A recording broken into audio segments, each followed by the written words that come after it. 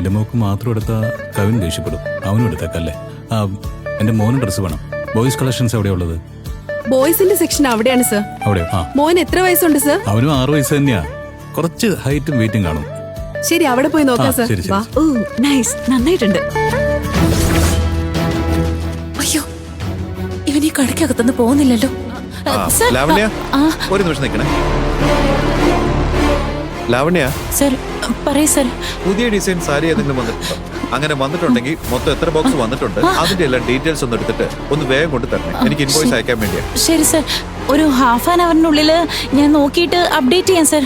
അരമണിക്കൂറോ? അതുവരെ എന്ത് ചെയ്യാൻ പോവാ? ഇതെനിക്ക് ഉടനെ വേണ്ടതാ. ഓഡിറ്റർ വെയിറ്റ് ചെയ്യാ. അയ്യോ, ഈ സമയത്ത് തന്നെ ഇദ്ദേഹം ജോലി ചെയ്യാൻ പറയുകയാണല്ലോ. എന്താ ഇപ്പൊ ചെയ്യാ? നീ എന്താ ആലോചിച്ച് നിൽക്കുന്നേ? ഒന്നുമില്ല സർ, ഉടനെ തന്നെ ഞാൻ റെഡിയാക്കി തരാം. എന്നാ വേഗം ചെന്നെടുക്ക്, വേഗം വേണം.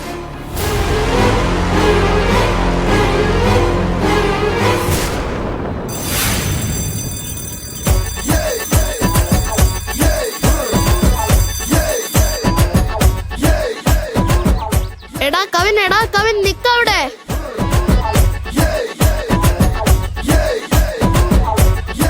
എന്താടാ, സത്യത്തിൽ നീയാണോ അത് വേറെ നിന്നെ റെന്റിന് എടുത്തോണ്ട് വന്നതാണോടാ? ഇല്ലടാ, ഒരേ ഒരു പീസ്, ഒറിജിനൽ പീസ്. അതുകൊണ്ടാണ് കവി മാസായേ. അതെങ്ങനെയാടാ? എനിക്ക് വിശ്വസിക്കാൻ പറ്റുന്നില്ലടാ. എന്തിനെ പറ്റിയാ പറയുന്നേ? ഇന്നലെ വരെ നീ ഒരു മന്ദബുദ്ധിയായിരുന്നില്ലേ? ഇന്ന് ക്ലാസ്സിലെ ഏറ്റവും നല്ല സ്റ്റുഡന്റ് ആയി മാറിയില്ലേ? അതെങ്ങനെയാടാ സ്ട്രെയിറ്റ് ആയിട്ട് ടോപ്പിൽ ചെന്നിരുന്നത്? സത്യത്തിൽ എനിക്ക് സംശയമുണ്ടടാ, ഇത് നീയാണോ അല്ലെങ്കിൽ വേറെ ആരെങ്കിലും ആണോ? ഇത് വൺ ആൻഡ് ഓൺലി കവിണ്ടാ. ആദ്യം ആര് പോകുന്നുള്ളതല്ലടാ പ്രധാനം, ലാസ്റ്റ് ഉള്ളവർ ഫസ്റ്റ് വരുന്നടാ പ്രധാനം എന്ന് പറയുന്നത്. ഇതുവരെ നിലയായിരുന്നു ഫസ്റ്റ് വന്നോണ്ടിരുന്നത്. എന്നാ ഇപ്പൊ അവസാനമുള്ള ഞാൻ ഫസ്റ്റ് വന്നില്ലേ? ജീവിതം എന്ന് പറഞ്ഞൊരു വട്ടവാടാ. അതിൽ തോക്കുന്നവൻ ജയിക്കും, ജയിക്കുന്നവൻ തോക്കും. എന്താടാ ഇത്? ലഞ്ച് ടൈമിൽ പഞ്ച ഡയലോഗാണല്ലോ പറയുന്നത്. എന്നെ കൊണ്ട് പറ്റില്ലെന്നല്ലേ പറഞ്ഞത്? ഇപ്പൊ ജയിച്ചു കാണിച്ചില്ലേ? ഇവിടെ ഒന്നും അത്ര ഈസി അല്ല, ശ്രമിച്ച ഒന്നിനും പ്രയാസമല്ല. എന്താടാ വലിയ വലിയ സിനിമയിലുള്ള ഡയലോഗ് പോലെ ഓരോന്നോരോന്നായിട്ട് പറയുന്നത്? ഇനി ഒരു കാര്യം കൂടി ഉണ്ട്, അതുകൂടി കേട്ടോ. നീ പറ, കേക്കട്ടെ. എന്റെ ഈ എക്സാമില് ഓരോ സെക്കൻഡും, ഓരോ മിനിറ്റും, ഓരോരോ മണിക്കൂറും ഞാനായിട്ട് നേടിയെടുത്തതാടാ. എടാ നില വരുന്നടാ. കൺഗ്രാറ്റുലേഷൻസ് കവിൻ. Yeah okay. ഞാൻ ഇന്നലെ നിന്നോട് പറഞ്ഞില്ലായിരുന്നോ, എന്റെ അമ്മ പറഞ്ഞ എന്നെ പോലെ പഠിച്ചാ ഉറപ്പായിട്ടും ആരായാലും ഫുൾ മാർക്ക് വാങ്ങുന്ന. ഇവന്റെ മുമ്പിൽ വെച്ച് നാണം കെടുത്തുവാണല്ലോ. നീ ഇതേപോലെ തന്നെ കണ്ടിന്യൂ ചെയ്യ്. ഇനി നടക്കാൻ പോകുന്ന എല്ലാ എക്സാമിലും നിനക്ക് ഫുൾ മാർക്ക് വാങ്ങാൻ കവിൻ. ഇവളുടെ ഒരു ഉപദേശം. എടാ അത് എന്ത് പാറ്റേൺ ആടാ? എനിക്കും പറഞ്ഞു താടാ, ഞാനും ഫസ്റ്റ് മാർക്ക് വാങ്ങട്ടെ. ഡാ, അവൾ എന്തൊക്കെയോ വിളിച്ചു പറയുന്നാടാ. പാറ്റേണും ഇല്ല, ഒന്നുമില്ല. ഞാൻ കഷ്ടപ്പെട്ട് രാത്രിയും പകലും മുഴുവൻ പുസ്തകവും പഠിച്ചതാ. ഇവളെന്തോ ഇവളുടെ അമ്മ പറഞ്ഞാന്ന് വെറുതെ കള്ളം പറയുന്നാടാ.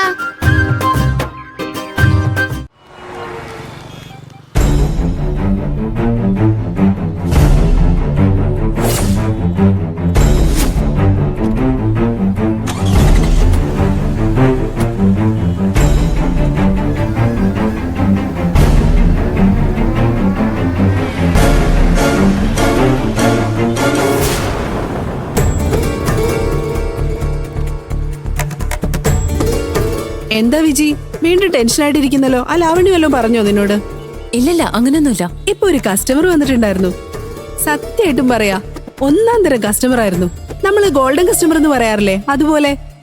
അതെടുക്ക ഇതെടുക്കുന്ന ഒന്നും പറഞ്ഞില്ല.